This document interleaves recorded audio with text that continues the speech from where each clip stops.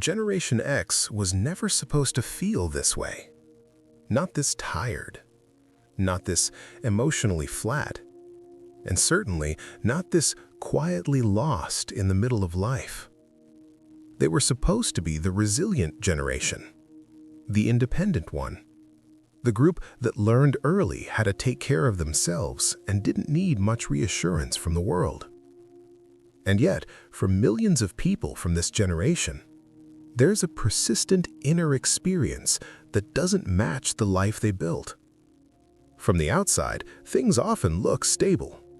Responsibilities are handled, careers happened, families were built, or at least attempted. But internally, something feels muted. Not broken, not dramatic, just distant.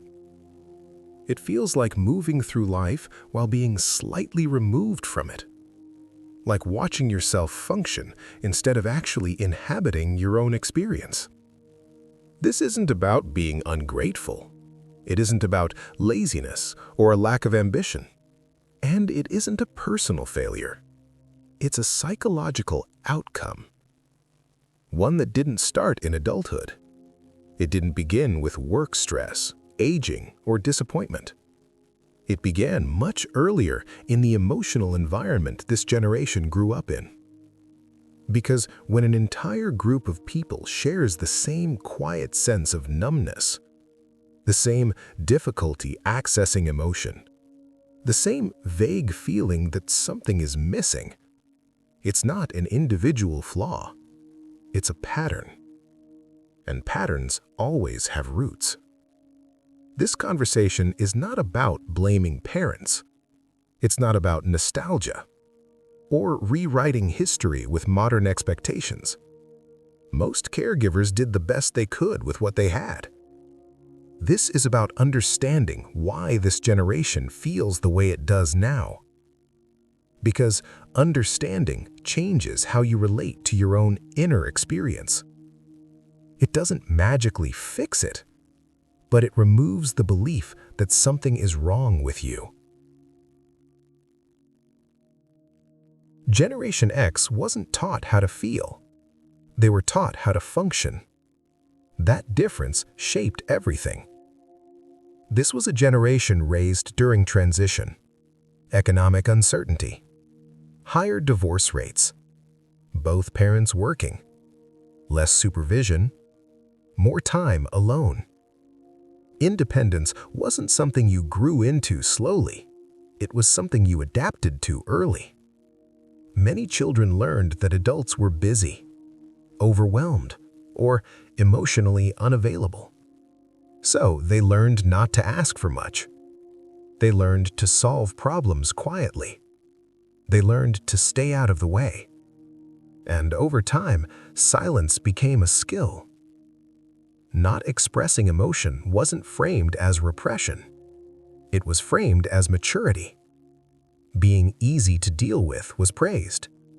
Being self-sufficient was admired. Needing less attention was rewarded. And praise teaches faster than discipline. When a child receives approval for not showing distress, they don't experience it as compression. They experience it as competence. They internalize a rule that feels reasonable at the time. Emotions are something you manage privately, or not at all. That rule doesn't feel restrictive. It feels efficient. It feels grown up. But what looks like strength in childhood often becomes disconnection later in life. Because emotions don't disappear when they're ignored. They don't dissolve because you were busy. They don't vanish because you handled things well. They go quiet. And quiet emotions don't stop influencing you. They settle into the nervous system. They shape how stress is processed, how rest feels uncomfortable instead of restorative, how connection feels distant even when you want it. This is why so many people from this generation struggle to explain what feels wrong. There was never a shared emotional vocabulary. You weren't asked how you felt. You were asked how you were doing. And doing became the focus. Fine, busy, managing, tired. Words that describe performance, not inner life. Over time, emotional awareness wasn't developed not because this generation was incapable of it, but because it wasn't necessary for survival. Functioning was.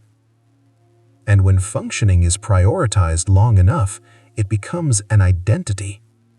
You become the reliable one, the calm one, the one who doesn't fall apart. But inside, emotions remain unprocessed, unnamed, and unresolved. And if you're listening to this and something feels uncomfortably familiar, you're not imagining it. Many people from this generation grew up feeling that emotions were something they had to deal with alone. Not because no one cared, but because the environment didn't support emotional expression. That experience doesn't disappear just because you grow older. It follows you quietly into adulthood. It shapes how you relate to stress, how you handle conflict, how close you allow people to get. And eventually, it sets the stage for what comes later. Generation X learned early that emotions could be inconvenient. When you grow up managing yourself, alone for hours after school, the inner world gets reorganized to survive. Solitude teaches independence, but it also teaches restraint. You become accustomed to keeping feelings contained, storing them away like files in a cabinet. A problem arises when these files never get unpacked. They accumulate, they affect decisions, relationships, and self-perception without obvious explanation. Many adults from this generation describe themselves as fine or busy, yet there is often a subtle emptiness underneath. It's not dramatic or catastrophic. It's quiet. It's persistent. It's the feeling that something should feel easier or more fulfilling, but it doesn't. This pattern is reinforced in the home. Parents who were overworked, emotionally unavailable, or themselves taught that vulnerability is weakness pass these habits down. Children are rewarded for independence, self-sufficiency, and for minimizing complaints. And when those lessons are embedded at an early age, they last a lifetime. By the time adolescence arrives, a Generation X child has become an expert at navigating the world without asking for help. They appear capable, composed, and unaffected. Others see resilience, they see reliability, they see someone who has it together. But inside, the story is more complex. Every success and every accomplishment often carries a shadow, the sense that you earned approval by not being needy, by not expressing internal turbulence.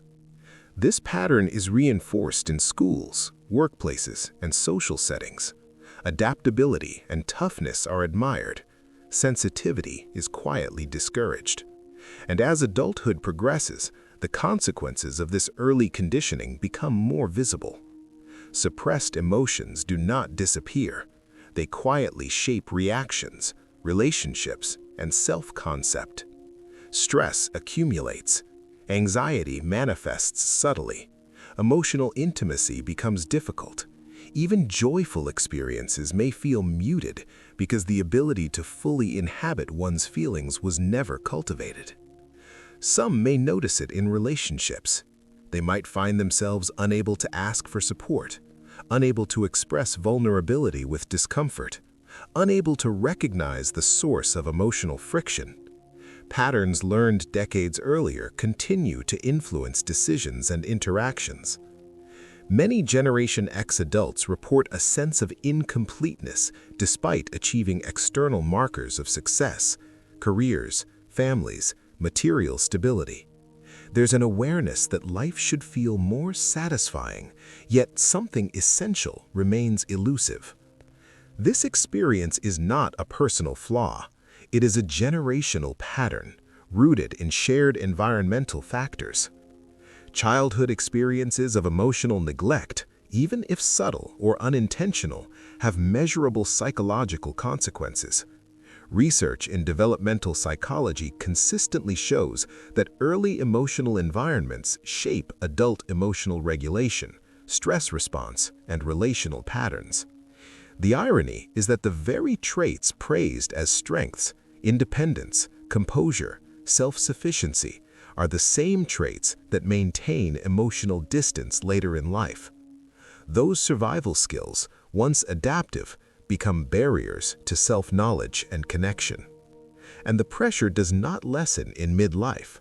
Financial stress, caregiving responsibilities, and societal expectations converge, revealing the cost of decades spent functioning while quietly suppressing internal needs. This is the midlife reckoning, a subtle, sometimes shocking confrontation with the feelings that were never fully processed. It manifests as a sense of emptiness, occasional panic, or a persistent awareness that something fundamental is missing. Some experience it as fatigue, low motivation, or difficulty connecting to others emotionally. Others feel the weight of long-standing isolation despite social or family engagement. Many members of Generation X experience what psychologists call delayed emotional response. It is not that the trauma or neglect was dramatic in every moment, but rather cumulative. A pattern of quiet neglect, small dismissals, and absence of emotional guidance accrues impact over decades. The result is not overt crisis. It is a slow, persistent influence on identity and well-being. And because this generation was never taught to articulate emotional needs, the experience often remains unnamed. Without words to describe what is happening, it's easy to internalize a sense of personal failure. You must be broken, the mind whispers. You must be doing something wrong. But this internalization is inaccurate. The pattern is not unique. It is shared by millions who were shaped by similar social, familial, and cultural circumstances. Recognition is the first step towards relief. Acknowledging that emotional suppression is a learned pattern, not a personal flaw, changes the way a person interprets their experience. It reframes struggle as an understandable consequence of upbringing and context. This understanding does not solve all problems, but it opens a path to self-awareness. And self-awareness can be transformative. It allows individuals to start noticing their automatic responses, to recognize when avoidance or stoicism is being applied reflexively, to identify moments where emotional engagement is possible but suppressed. It also provides insight into relationships. Recognizing that difficulty with vulnerability or intimacy is a product of early experience, not personal inadequacy, can alleviate self-blame and promote empathy for oneself and others. For many, these late arrivals of insights are unsettling. Life has already been lived under the assumption that independence and self-reliance were sufficient. Realizing that emotional education was missing can trigger a complex mix of grief, understanding, and cautious hope. Some begin to experiment with change cautiously, reaching out for support, practicing openness, exploring therapy. Others experience frustration as long-standing habits resist alteration. Emotions that have been dormant for decades do not surface neatly or predictably. They appear in unexpected triggers, bursts of sadness, moments of discomfort, or sudden insights. This is not failure. It is the natural outcome of years of adaptation, and adaptation was necessary. Generation X was conditioned to endure, to hide distress, to manage quietly, to solve problems independently. Now, decades later, the consequences of those patterns are becoming visible. The challenge is integrating recognition, acceptance, and emotional literacy into a life built on self-sufficiency. And as uncomfortable as it may be, this integration can begin to reshape midlife experiences. It can bring clarity, relief, and a sense of alignment between inner life and outer life that may have been missing for decades. If you are listening and quietly recognizing yourself in these words, you are not alone. Millions share this experience, and it is valid.